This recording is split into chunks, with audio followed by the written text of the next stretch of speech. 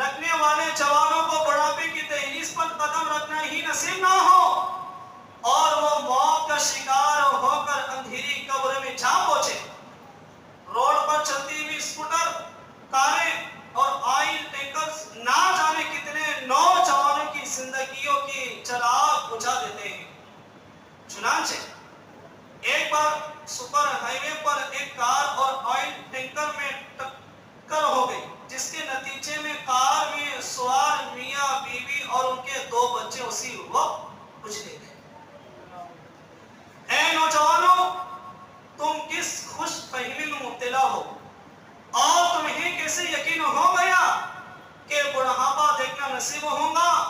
اگر تمہیں بڑھاپے کی تمنا ہے تو ذرا اپنے گھر میں موجود کسی بوڑھے کی جسمانی حالت دیکھ لو۔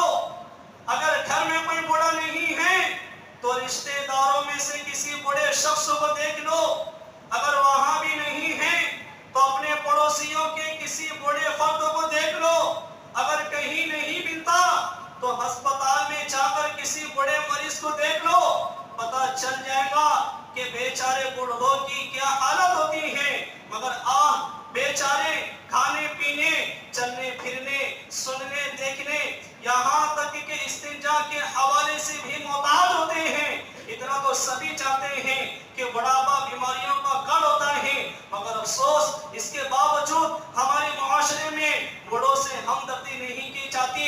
کوئی انہیں چھڑکتا ہے تو کوئی گھسیٹتا ہے، یہاں تک کہ بیچاروں کے ساتھ خود اپنی صحیح اولاد بھی نہ کرنے والا سلوک کرتی ہے۔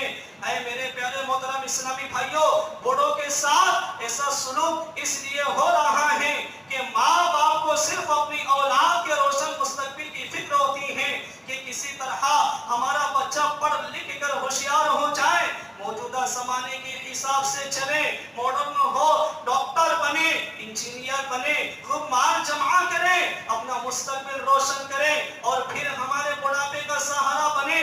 ماں باپ کی ایسی سوچ اور کوشش سے بعض اوقات دنیا داری کے لحاظ سے تو بچے کا مستقبل روشن ہو جاتا ہے، لیکن وہ اپنے بڑے ماں باپ کا سہارا نہیں بن پاتا، کیونکہ اسے ماں باپ کی اہمیت نہیں بتائی گئی ہوتی۔ یاد رکھیے، ماں باپ کی اہمیت سائنسدان نہیں بتاتے، ڈاکٹروں کی ڈگریوں میں ماں باپ کی اہمیت نہیں بتائی جاتی۔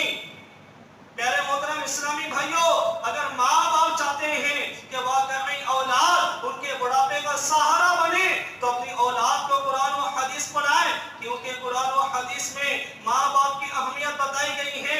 اسی طرح اپنی اولاد کو دعوت اسلامی کے